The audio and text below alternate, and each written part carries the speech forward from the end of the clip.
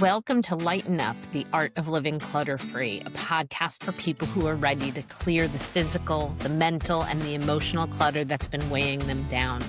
I'm Melanie Cohen, your host, coach, and guide. Each week, we talk about the clutter you can see and the clutter you can't. The stuff in your home, the noise in your head, the expectations, habits, and unmade decisions that quietly drain your energy. This isn't about perfection or minimalism. It's about creating space for what actually matters in this season of your life. Let's lighten up together, starting now. Hello and welcome back to another episode of Lighten Up, the Art of Living Clutter-Free, the podcast where we talk about all things clutter. Today, the birthday episode. We're going to be talking about reflection and celebrating what truly matters. So, this episode drops on my birthday, Friday, March 13th, 2026. And this year, I'm turning 56. If you've been listening to this podcast for a while, you probably already know a little something about me. I talk about my birthday a lot. I celebrate my birthday. I look forward to my birthday, and I absolutely believe birthdays deserve all the attention. But I'm not talking necessarily a huge party, although I love those. Not necessarily a big birthday trip. Kind of dig those too. But attention.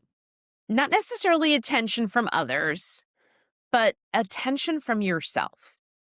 Because birthdays are one of the built-in moments in life where you are naturally invited to pause, to look back, to look forward, to notice our lives. And honestly, most of us rush right past that opportunity. We treat our birthday like any other Tuesday, answering emails, going to work, running errands, maybe squeezing in a dinner. Maybe there's cake, maybe there isn't. And that's it. And listen, if that works for you, great. I don't want to make anyone feel badly for celebrating in the way that is the best fit for them. That said, I do think many of us would benefit from doing something just a little different.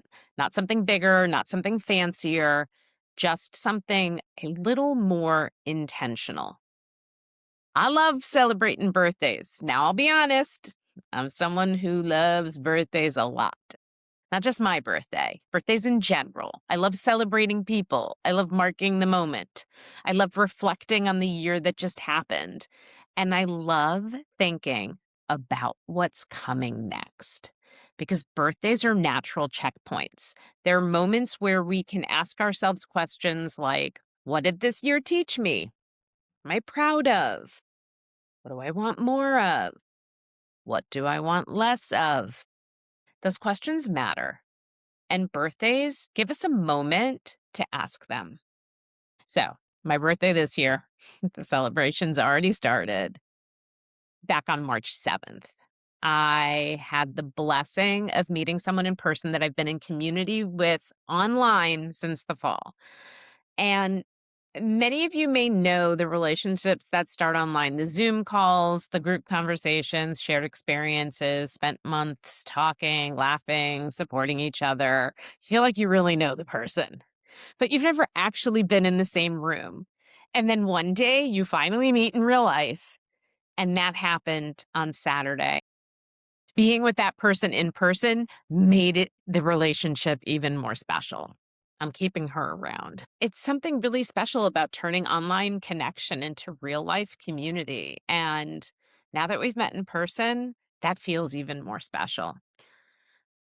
And part of this is because community matters so much. And then my daughter Jolie got us tickets to see Oh Mary. And honestly, that's my favorite kind of present. Time together, an experience, a shared memory. And if you know my daughter Jolie, you know that theater is basically her oxygen. So getting to sit next to her in a theater and experience something together is pretty special. She saw the show already, but she saw it with a different lead. So it was special for me the first time and special for her the second time. Okay. Then on my actual birthday, Friday, March 13th, I'll be spending the day in an event with the Uplifters community. with the Uplifters podcast community. And that feels like a beautiful way to spend the day because birthdays are such a natural moment for reflection. And that community is about growth and lifting women up. So spending the day surrounded by people doing that kind of inner work feels really aligned. And something super special. The host of the Uplifters podcast, the host of the Uplifters event day, is my friend Aranza Savas, who shares the Friday, the March 13th birthday. But my day doesn't end at 5 o'clock when the Uplifters event is over. We're going to do one of those Brooklyn traditions. If you grew up in Brooklyn or have lived there for many decades, as I have, you know, you got a Rollin' Roaster, you spin the wheel. Maybe you get a $5 coin. Maybe you got a $10 coin. Maybe you get a $25 coin. That has never happened in our family, so why shouldn't this Friday be the first? It's ridiculous and nostalgic and perfect all at the same time, and fried pickles and corn fritters, two of my favorite ways to spend my birthday. Then the weekend continues. On Saturday, my family, my husband and my daughters, and a couple of my thrifting girlies and I are doing a thrifting and brewery road trip. Vintage finds, good beer, lots of laughing. Honestly, one of my favorite combinations. And on Sunday, baby shower. And then an Oscar party that night. I mean, it's a pretty great birthday weekend if you ask me. I'm gonna need to sleep for a week when it's over. But this isn't really about my schedule, so now please listen. This episode is not meant to be a rundown of Melanie's birthday calendar because what I'm doing isn't the point. The point is intention. Some people want big celebrations. Some people want a quiet dinner. Some people want to walk by themselves. Some people want cake. Some people want a weekend away. Some people want absolutely no attention at all. There's no right way to celebrate your birthday other than celebrating it in your own way. And there is value in pausing to notice your life. My 50th birthday changed things incredibly. It really stands out. It was the big 50, and it happened days before the pandemic. Literally, the last night things were normal. And they still weren't that normal. So many people canceled last minute. And I don't blame them for doing that because there was a lot of fear. And for some of us, we went ahead and we partied like we had no idea. We were hugging, we were outside enjoying hot dogs at Lockyard, tofu dog for me, beer and laughter, just living our lives, celebrating my 50th. And then in a couple of days, everything shut down. The world changed. Those years that followed were hard for everyone. There was fear and stress and loss and isolation. There was also perspective for so many of us. A lot of people started asking deeper questions about their lives.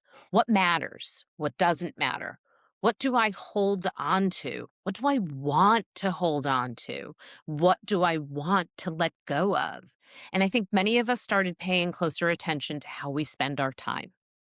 The kind of self-care I'm talking about, if you listened to the self-care episodes in February, you know, I've been thinking a lot about this because somewhere along the way, self-care got reduced to bubble baths and candles. And those things are nice. They're beautiful.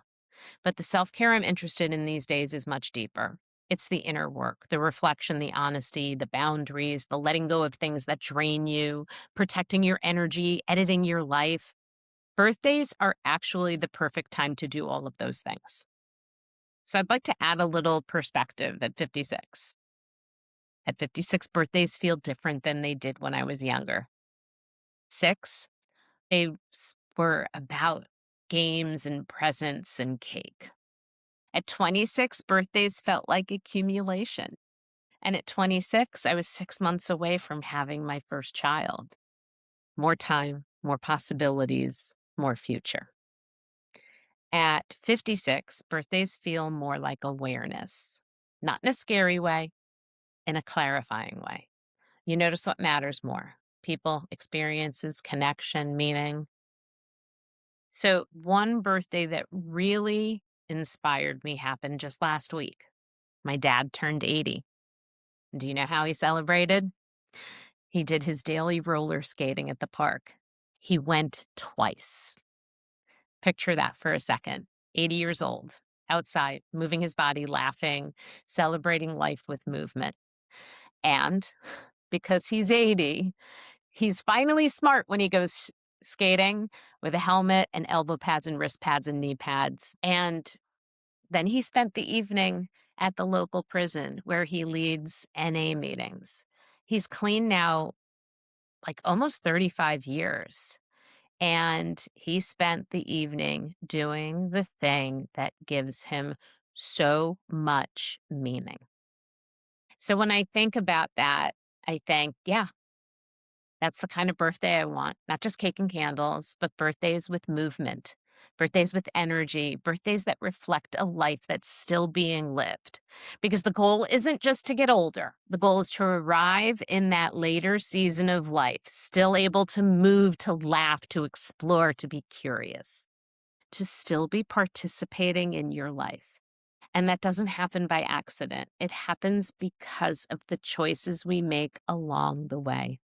How we take care of ourselves, how we move our bodies, how we manage stress, how we protect our energy. The kind of aging I'm aiming for when I look at my dad skating around the park at 80, it makes me think about the kind of aging I'm aiming for. I want birthdays like that, birthdays with movement, birthdays with laughter, birthdays with friends and family, birthdays where my body still lets me do the things I love, birthdays where I'm still curious, still learning, still participating. That's the kind of late season of life I'm interested in. So this year, I'm turning 56, and I'm celebrating in a handful of ways that feel meaningful to me. Meeting someone from community in real life, going to the theater with my daughter, spending time with people focused on growth, thrifting with friends, spinning the wheel at Rollin' Roaster, celebrating new beginnings at a baby shower, watching the Oscars with friends.